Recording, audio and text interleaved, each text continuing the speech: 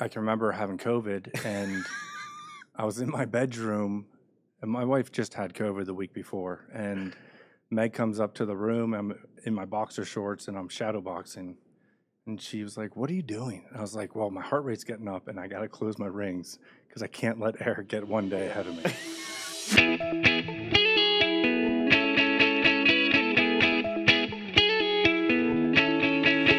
Hello and welcome to Center for Victory's podcast of Your Best Day Yet. It's Center for Victory. We're here to help unlock, reinforce, and enrich relationships through personal and professional development. I'm Eric Guy, Chief Victory Officer here at the Center for Victory. Today, we've got a very special guest in the One Team studio, Mr. Paul Martin, who's been a great friend over the years, but is even he's the COO of Allegheny Construction Group here in the Berg. But so welcome, buddy. Thank you. Thanks for having me. All right. I wanted to have him on long ago. Finally got the opportunity just because something near and dear to my heart, to both our hearts, is this subject that we're going to talk about today, which is accountability. I don't know if we want to start with the story of kind of how that really started between you and I, because it's gotten a little bit neurotic.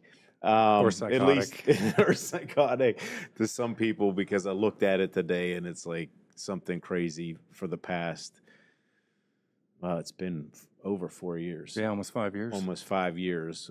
We decided after a speaker that we were both in a group, a speaker was speaking to us, and he was talking about measuring your fitness or something like that. I don't even know where we were going with it. And somebody pointed out the Apple Watch, and we're like, oh, we'll get one of those. Yeah. And then we plugged in with each other, and then it became a measure of accountability, a game sometimes. Like, it just seemed there for a while, whoever woke up the earliest, like, when you're getting pinged at 5:15 that, oh, Paul just completed his exercise or whatever. It's like, well, I got to get up too. And that, that's kind of how the fun started with that. It was a game.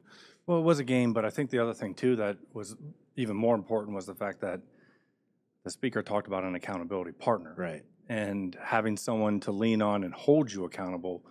And we took that probably to the next level. Yeah. And it's just one example where when you take accountability and you have someone to support you, you don't want to let them down as much as you don't want to let yourself down. So it is next level, and it ties into accountability, whether it's at home or at the workplace. Yeah. So what we've got going on, like why we said it was maybe a little bit psychotic, is we've got almost 5 years where we've completely filled in these rings on our Apple Watches. And I'm not even a big watch person. Like I don't even wear a watch until I started with this. And then it's like, oh man, he filled in his rings. I got to fill in mine. And, one thing led to another.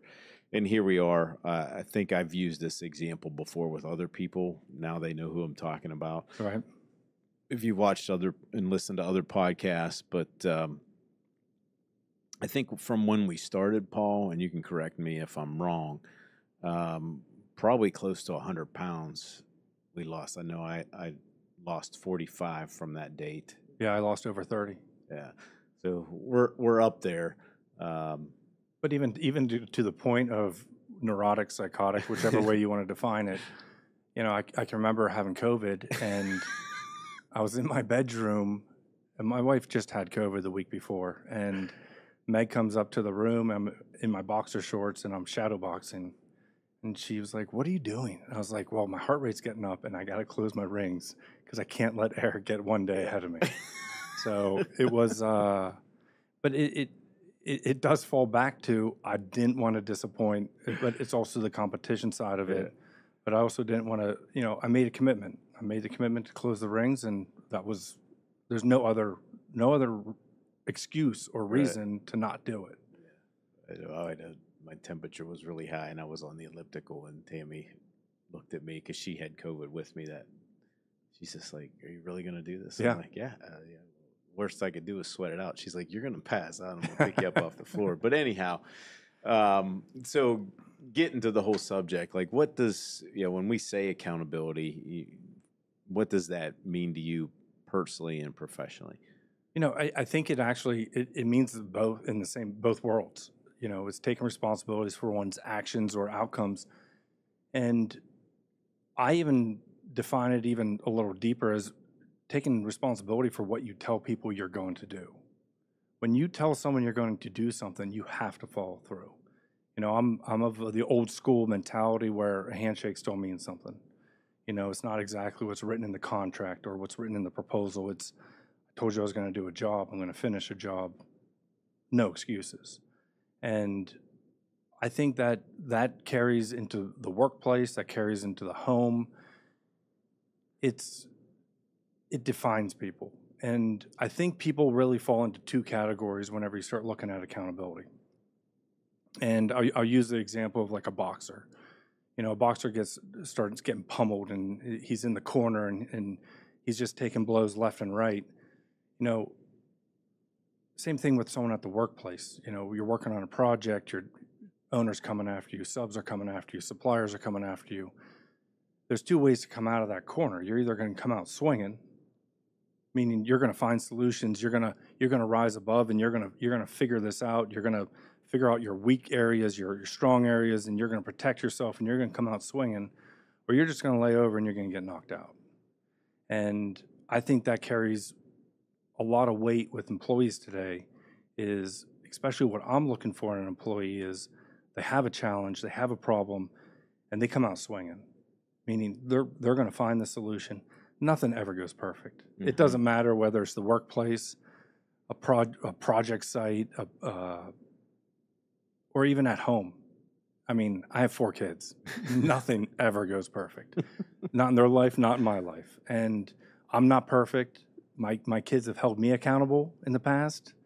And it's kind of cute when they do that, but it also puts me into a reality of I got to come out swinging, I got to find the right solution, and I got to get a resolve. Yeah, so obviously you do it at home too with your kids. I mean, I know we've had multiple conversations, not just about work, but at home too, because it's important to us. You mentioned your kids holding you accountable. Do you have a I got a great story for that. You know, it's the whole reason why we have a dog today. So I have 4 kids, and my oldest, she had to have been about 10 or so. And she wanted a dog real bad. Well, Poppy, our youngest, was 2 years old at the time. So she was bugging me for this dog. And I said, well, you know what? When Poppy turns 6, I promise to get you a dog. So I just figured over 4 years, the whole luster of a dog would just go away. Little did I know, as Madison got older and she got a phone, she put a countdown timer in her phone. Oh my goodness. She was ready for this dog, and she was not letting up on this idea of a dog.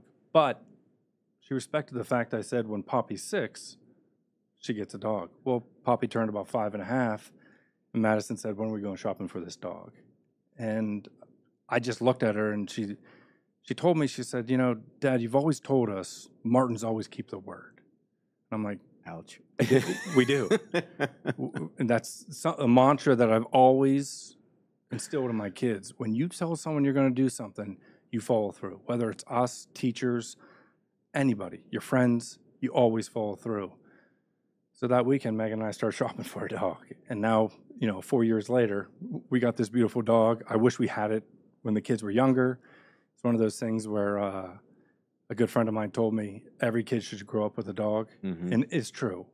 Between the companionship, the responsibilities of taking care of a dog, it's one of those things, every kid should grow up with a dog.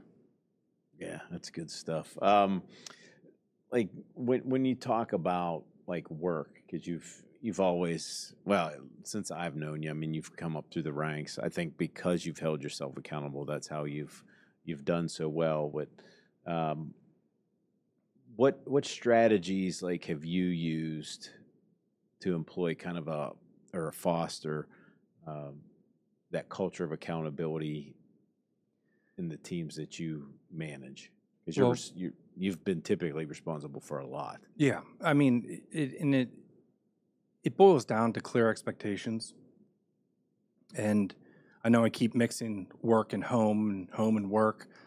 But whether it's your kids or your employees or your coworkers, it really comes down to clear expectations it's very difficult to hold someone accountable when they don't have a clear expectation of what their deliverable is or what their responsibility is. I think the other side of that is there has to be some way to track it. You know, we use the Apple Watches to track our accountability, or even from a weight loss perspective, if someone's trying to hold themselves accountable, you'll read things on the internet. Weigh yourself once a week. It's not healthy to weigh yourself every day. I don't believe that because I believe you should weigh yourself every day. And you should be using a scale that puts it into an app where you see tread lines. Yes, it's going to fluctuate up, it's going to fluctuate down, maybe a pound, maybe 2 pounds. And, if you go out and you really eat a lot of pizza and ice cream, the next day it might be 3 or 4 pounds. But at the end of the day, by tracking it daily, what you're looking at is the trend of where your weight's going. Right. It's not necessarily to look at it on a daily basis and hold yourself accountable, but by looking at the overall, you can really you see yourself and you see the accountability grow and track every single day. And I think that's really important is the metrics. And I think the other thing too is support. I mean, whether it is holding your family accountable, and kids look at it as you're just being hard on them, but from an employee standpoint, it's easier to walk with someone than to push someone. Mm-hmm. And when it comes down to accountability, I say it doesn't mean I always do it, but I want to walk with them and hold them accountable.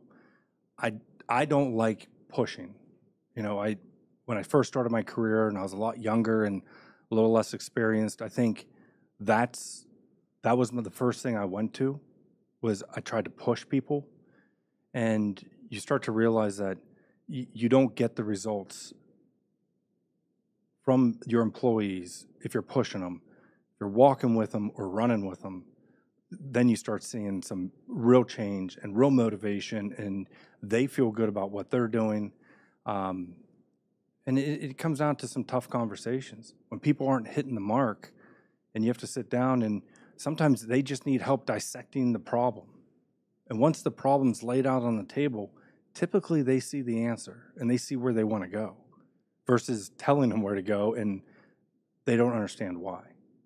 Yeah, I think what's cool. So I'm going to take it to our relationship and what we've, the iterations that we've come up with, because now we're the fitness piece. Now we're hiking together. We're going to be doing the Grand Canyon together. You're going to. And you're bringing your daughter on that, which I think is really cool. But that is one thing has led to another. Here's my point: like when people have clear expectations, right? I think there's just more. There's other iterations that people want to expose as long as they have those expectations and those expectations are in front of them. Would you agree with that? I would agree. Yeah. What are the things that you think are missing from most companies? And you can, especially if it's in construction, right? What separates the really good companies, like the ones that you've run and you've had expectations with, from the ones that aren't doing so well? Like, what are they measuring? I mean, there's companies out there that are measuring everything, right? So I like to think of it in a more simpler way. I mean, you can measure as much as you want. They have programs out there. They have accounting systems. They have project management systems. It's really just a flow, whether it be getting something as simple as invoices out on time. You get invoices out on time. You get money on time. You pay your subcontractors and suppliers on time. And it flows downstream. Everyone's happy. Mm-hmm. You look at projects that, they would always say you walk into a job site office trailer. You know a job's running well if you walk in the office trailer and everyone's smiling, it's quiet, and they're kind of just going through their daily routines. Jobs that are running bad, you walk into the office trailer, someone's screaming, someone's frustrated, there's all this tension, and you can feel it. You can feel the energy when you walk in the room. I feel like when you go on job sites where it's hectic and there's tension, it's they don't have the processes in place to hold people accountable in order to get the daily tasks done on time. And that's the toughest thing. It's, what's the consequence? You look at companies that some companies are very quick to let people go that don't perform. Some companies invest in training and mentoring employees. It's really just setting your employees up so they have a clear path, so they can run through the job and not get stuck with obstacles. And you can see it whether it be a project site or even a company. In the companies I've been in, with my role, one of my key jobs is putting processes in place where people are held accountable in order to make it smooth. Mm-hmm. I think one of the things that I see, and again, you can tell me, I'd love to hear your thoughts on this, but yeah, I think we for a while there, we got lax with accountability in a lot of places, a lot of workplaces, especially. Well, actually, I could even argue in the home, because I think that's why a lot of kids are just terrorizing everything. My hope, though, what I see is this younger generation coming in. I think a lot of what they want, if we're giving it to them, are those expectations. And I think when we hold them accountable, we don't get what we see in the news. We get people that are performing and not just wanting a handout. Yeah. What are your thoughts on that? No, I'd 100% agree. And, look at something as simple as kids coming through school. My girls, my older girls, grades hold them accountable. And that is very important to them. Mm-hmm. Very important. Now, my son, he's getting there. He's getting there. And we're working on the accountability piece. But there's kids floating through high school and they just don't care. It's not on their radar that that's actually an accountability measure. Yeah. And what they don't understand is, well, today it's grades. In 4 or 5 years, it's going to be a boss, mm-hmm. or it's going to be, your family, your family unit. So it starts early, and I think sports helps with accountability. Yeah, I would definitely agree with that, for sure. Having both my kids, even though they didn't play the same sports that I did, it was just it's a huge benefit. I think when they're there, I think the bigger point though here is how they come from the leader. You haven't, I haven't seen you totally in action with where you're at now, but from where you were at before, because we worked so much with your company, that was like, it was inevitable that they were going to catch that from you, just how you held yourself accountable. Like you said, when you show up, it's easy for kids to do that, right? Don't show up late. Well, if dad continues to show up late, right, then they're just going to blow it off. And when dad does what he's going to say he's going to do, the kids do the same thing, or mom. I'm just speaking from my, perspective. And I think the accountability, I could give a great example from their mother, my kid's mother. It's just, you be kind to everybody. And she always pretty much has been. Yeah. And, so they get that from her. In a workplace, the accountability, when I know it's coming, right? Here's what the expectations are. And I don't think that's just tongue in cheek either. Getting to my point is you have to live that. What are some things that you're most intentional about just doing in yourself that you're expecting of others? Oh,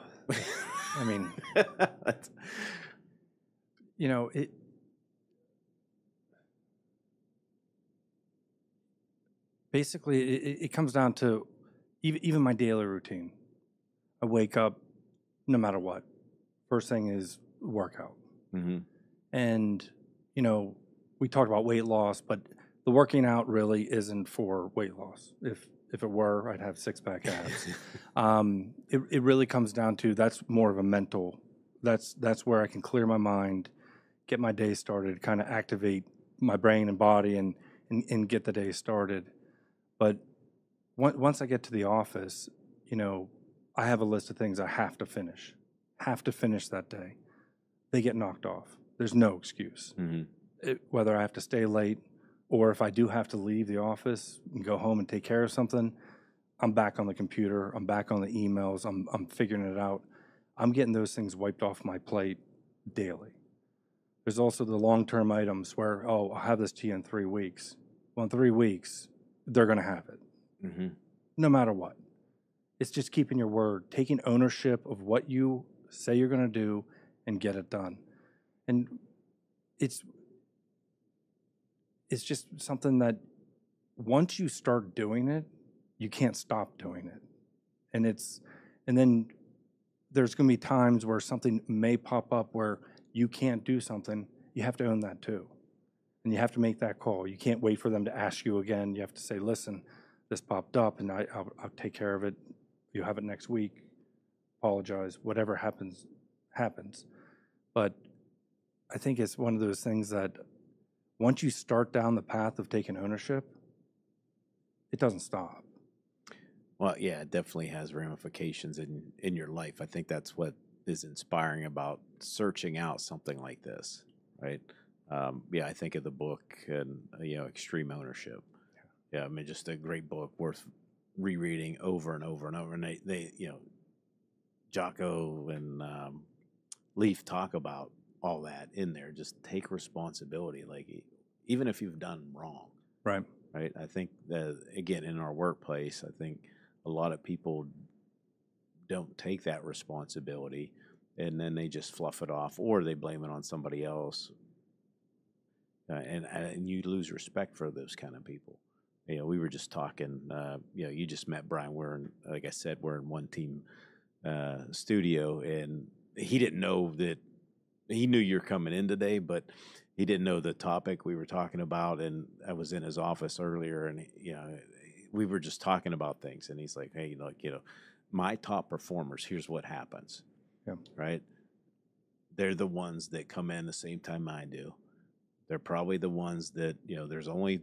I think he said there's only 3 or 4 people that are actually even here when I leave, and those are the ones crushing it. Like he said, I've never said that, right? But if that's where they want, if they want to have that leadership piece, you've got to take ownership of that sometimes, and that means you have to have those sacrifices. And I think everybody, basically the gist of our conversation was, everybody wants to get to the top, but nobody wants to put in the hard work. And the only way to put in the hard work is to hold yourself accountable. I mean, I don't look forward every morning to get up and doing that workout, right? Yeah. But it's a lot better than it used to be. I can just go through the motions now and still get a good workout, even when I don't feel like it. But it bleeds in to a lot of other things, like your word. I mean, if I get motivated to that, it's like, okay, I said I was going to do it. I got to do it. Like I find a way.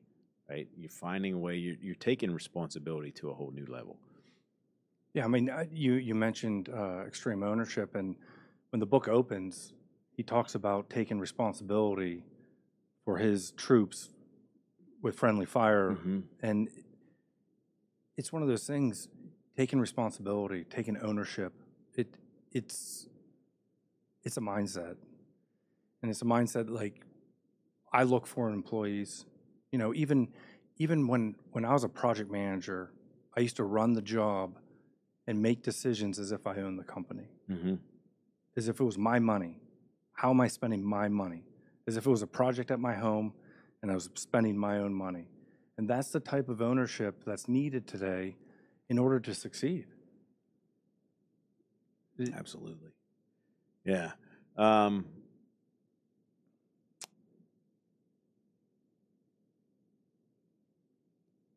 Anybody, I'm just curious, was there we talked about, obviously the book. Are there any other things that you could think of that I might have missed? I know that's a good book. I think everybody should read that book. But as far as significant influence, was there anybody that that had a significant influence on you that you saw, that high level of accountability in? I don't, you know, I actually thought about that before I came to this podcast Mhm. of how I got to where I am today, and I think it was my parents. It started with my parents. I growing up, I was a paper boy, so I had an accountability to deliver newspapers every single day. And I think that's also the reason I wake up early every day, because my Saturdays and Sundays, I did that my whole life. Used to annoy my college roommates. I'd be up first thing in the morning. They're like, "Why won't you just sleep in?" But it's, I had a job. I had to do this every single day, no matter what. Newspapers had to get delivered. Then that turned into mowing lawns. That turned into taking care of people's pets when they were away on vacation. Even in the neighborhood I grew up in, on my paper route, some of the elderly people, they need me to take the trash cans down at Tuesday night and back Wednesday morning. And it just instilled this idea of, these are things I have to do. This is my responsibility. I took ownership in it early with the help of my parents, and they had expectations of me for various things, and they helped mold me when I was young. I mean, we didn't have iPhones and other distractions Yeah. to take us away from things. We could either play or work and go to school. Those were like the three options. So it started at an early age. And even when I started playing sports in high school, although being 6'5", I'm not the most athletic person. So I had to work hard for everything I did. And it's just that holding myself accountable to meet the times to run. When we played basketball, we had to run a mile in under 6 minutes. Well, I couldn't do that today if you paid me. So, even to do that back then, I had to train in order to make sure I could meet that minimum requirement. And those type of metrics, they're measurable. They hold you accountable. So it started early in life. All right. So switching gears, last question. You have time to think about it if you want. So we asked this of everybody. Paul Martin, how would you define your best day yet? Since this is the podcast of It's Your Best Day Yet. So how would you define your best day yet? Well, I knew this was coming. So, and quite frankly, I hate to say it, but it's easier to define my worst day than my best day. And this is something I told Megan years ago. I can't even remember, 5 or 6 years ago. And she thought I was absolutely insane. You might think I'm insane as well. But I told her, I said, and I'll come back to my best day. And I think it's really what it is. It's a combination of a lot of different experiences. And what I told her was, I said, in the event I pass away, at my funeral, I want it to be more of like a party type of experience. I want people to celebrate. And what I'd like you to do is, after the funeral, and throw a big party, have a stage with kind of like set up for karaoke with a mic, but have people tell stories of how I affected them, or something funny, or maybe I made them mad about something, whatever. Just share these stories. And I think my best day is a combination of all those stories, because there isn't one day that would be my best day. I've had so many experiences with so many different people, with you, with my family, with my friends. I mean, with my coworkers, and whether it be professional or personal. And I know some of my good friends would tell some really funny stories where they laughed, and I'm sure they would tell stories where they were very frustrated with me. And it's just part of everything. I think that makes people. And that would be probably my best day, would be a combination of all those stories.